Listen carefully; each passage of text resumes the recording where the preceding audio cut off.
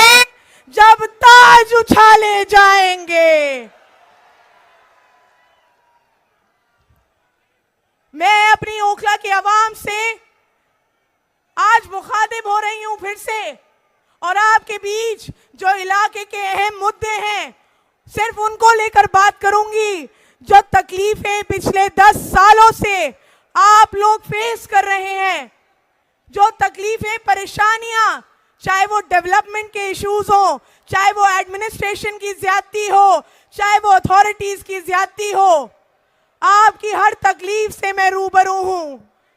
और मैं आपसे आज इस मंच से ये वादा भी करूंगी कि आपकी हर परेशानी में, आपकी हर तकलीफ में मैं एक ऐसे आदमी की बेटी हूं जिसने हमेशा मजबूती से आपकी रहनुमाई करी, और मैं एक ऐसे लीडर की सिपाही हूं जो आज ओखला में आज आए हैं, और ओखला में एक ऐतिहासिक दिन लिखा जाएगा आज की तारीख में कि राहुल गांधी जी ओखला की अवाम के बीच आए हैं और अपनी मोहब्बत की सिर्फ दुकान नहीं खोलेंगे, ओखला में मोहब्बत की फैक्ट्री खोलेंगे, पूरी फैक्ट्री इंशाल्लाह।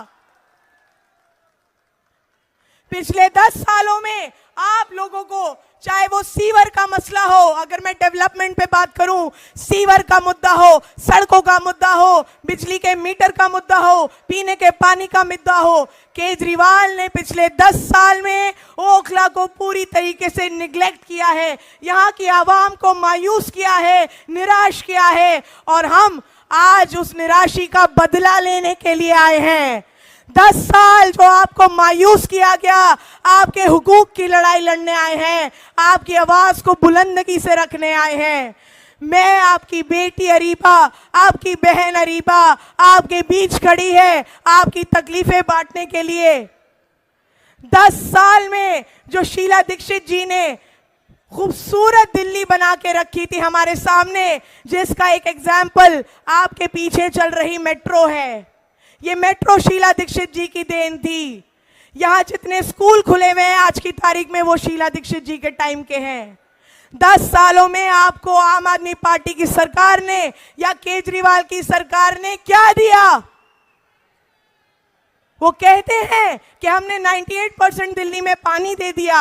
10 साल से ओखला में पानी की एक बूंद नहीं आई है, आप सब गवाह हैं इस बात के। वो कहते हैं हमने शिक्षा पे काम किया, 10 साल से एक भी नया स्कूल नहीं खुला है ओखला विधानसभा में। वो कहते हैं कि हमने हेल्थ पर काम किया, 10 साल से ओखला और बराबर के हलकों में भी कोई सरकारी अस्पताल नहीं खोला गया। आज भी इंसान एम्स और सफदरजंग भागता है, जो कि शीला दीक्षित जी और कांग्रेस पार्टी की देन है।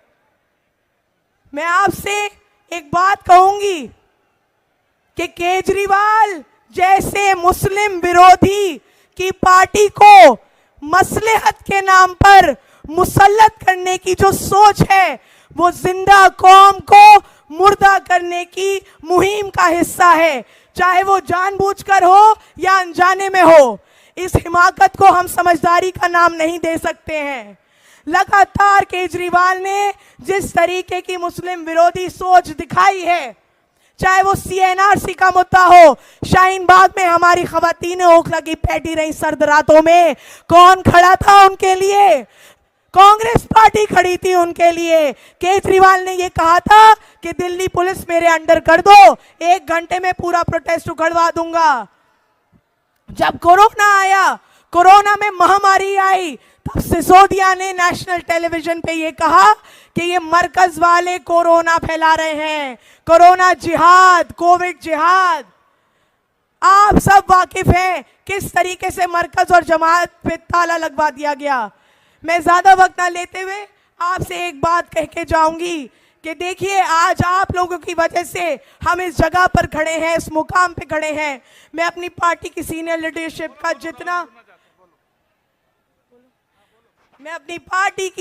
लीडरशिप का जितना शुक्रिया अदा करूं उतना कम है कि 2 साल के वक्फे के अंदर मुझे इतना बड़ा मौका दे दिया दोबारा लड़ाई लड़ने का, आपके हुकूक की लड़ाई, आपकी आवाज बनने का। और मैं इंशाल्लाह आपसे वादा करती हूं, देखिए पूरी दिल्ली के अंदर सब टकटकी लगाए बैठे हैं ओखला विधानसभा की सीट पर। पूरी दिल्ली में चर्चा है ओखला का। और आज आपने भी साबित कर दिया है यहां आकर इतनी बड़ी तादाद में कि 5 तारीख को क्या चलेगा, क्या चलेगा। मैं आपसे ये गुजारिश करती हूं कि आप लोग 5 तारीख को इस सीट को जिताकर आप राहुल गांधी जी के हाथों को मजबूत करिए। और राहुल गांधी जी के हाथ जितने मजबूत होंगे उतना हम आपके हुकूक की लड़ाई मजबूती से लड़ेंगे। आप भी इस बात के गवाह हैं कि वाहिद पूरे मुल्क में एक वाहिद लीडर है राहुल गांधी जी और प्रियंका गांधी जी, जो मुसलमानों की, माइनॉरिटीज की, दलितों की और पिछड़ों की आवाज बने हुए हैं। आपने देखा था अभी कुछ महीने पहले जब संभल जामा मस्जिद का मुद्दा हुआ था, कौन गया था वहां, कौन गया था?